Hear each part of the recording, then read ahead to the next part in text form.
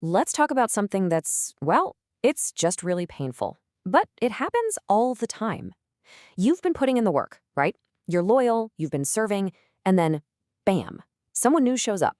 They're talented, they're charismatic, and all of a sudden, they're the new favorite. It stings. And if you don't handle that moment well, it can take you down a really dark road. And that's when this thought pops into your head, isn't it? So, I've been here all these years for what? It's that raw, unspoken question that just sits there in your gut. It's that feeling of being totally overlooked, like all your faithfulness just got erased. And look, it's a total gut punch. It's okay to feel that way. It's a real feeling. So let's dig into that replaced feeling a little bit more, because there's a very specific kind of sting that comes with being overlooked, and you can actually see it happening. And, spotting the signs, that's the first step to making sure it doesn't do real damage to your heart. And these aren't just vague feelings, right? It's concrete stuff you can see. All of a sudden, they're the one on stage more. They're in every single important meeting. Your leader starts quoting them. You see them getting all the calls, they're in on all the inside jokes.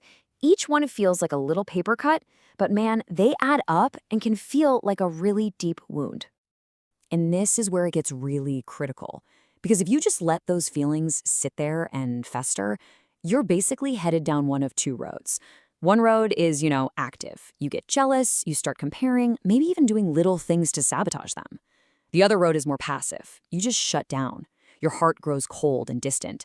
And let's be real, neither one of those is a good place to end up. Okay, so how do we avoid those two bad roads? We have to go deeper. We've got to get past just being frustrated on the surface and ask a tougher question. What's really going on under the hood here? What's actually being triggered inside of me? And it usually boils down to four big things. First, there's your identity. You start asking, am I still valued around here? Then comes recognition. Did all that work I did for years even matter to anyone?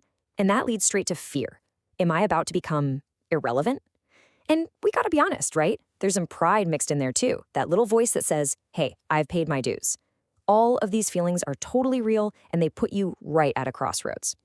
So you're standing at this crossroads. Which door are you gonna choose?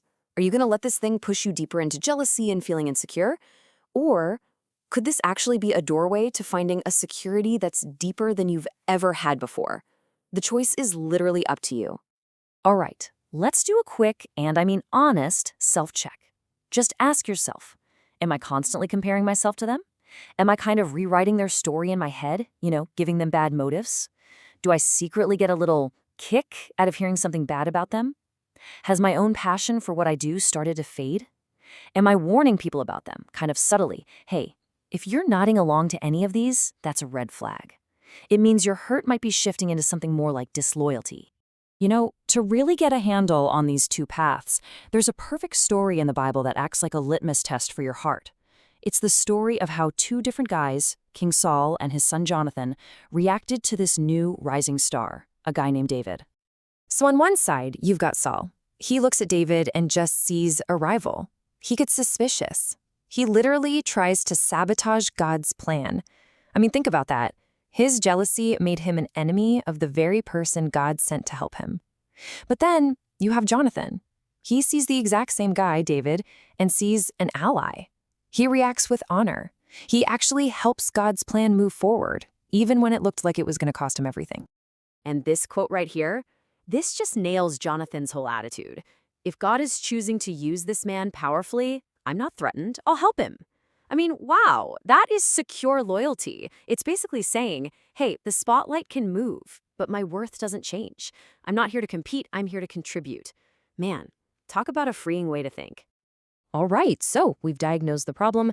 Now what do we do about it? Let's get super practical. How do we actually guard our own hearts and choose to be a Jonathan? Well, I've got a 5-step action plan that's going to help us do just that. Okay, here they are. Step 1, take your jealousy seriously. Don't just brush it off. You got to name it to tame it. Step 2, re-anchor your identity. Remind yourself where your true value comes from. Spoiler, it's not your job title. 3, bless, don't sabotage. This is a choice. You actively choose to speak well of them, even when it feels tough. 4, talk upward, not sideways. Take your concerns to your leader, not to your friends. Gossiping just makes it worse. And number 5, let God adjust your assignment. Be open to the idea that your role might be changing, and that's not always a bad thing. I want to just double click on that second one for a second. Re-anchoring your identity. This is so foundational. You have to actively remind your heart that your value is not measured by how close you are to the person in charge or how much stage time you get. Your real worth is found in how faithful you are to what God has asked you to do, whether it's seen or totally unseen. And for step 4, talking upward, here's a script you can literally use. This is so powerful. Instead of going in with demands, you go in with a question like this. How do you see me serving effectively in this season? I want to be aligned, not competing. See what that does? It shows humility. It shows you care about the team, not just your own status. All right, let's bring this home. At the end of the day, what we're really talking about here is a total shift in how you think. It's about consciously throwing out that old, insecure script that runs in your head and replacing it with a new one. A script that's rooted in security and, well, in seeing the bigger picture. The success of the whole team, not just your own time in the spotlight. So what does that look like? Well, the old script sounds like this. They've replaced me, I gotta protect my turf. It's small, it's defensive. But the new script, it sounds totally different. Hey, this is a win for the kingdom, not a loss for me. My pastor can have more than one strong person. See how generous and expansive that is? It understands there's room for everyone to shine. And adopting this new way of thinking, that's your protection. That's what's going to keep you from turning into a quiet Saul. You know, the person who's smiling and singing along, but inside they're just eaten up with jealousy. It saves you from that awful internal battle.